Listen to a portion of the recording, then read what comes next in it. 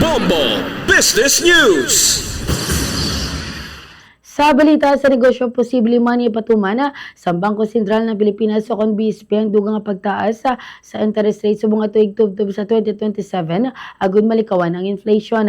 Sunod sa Monetary Board member kaga former Bangko Sentral ng Pilipinas ka Governor Benjamin Diokno, wala niya ginadula ang posibilidad sa isa pa ka rate hike bangod man padayon ang pag-evaluate sa Bangko Sentral ng Pilipinas sa inflation, economic growth, employment ka global events.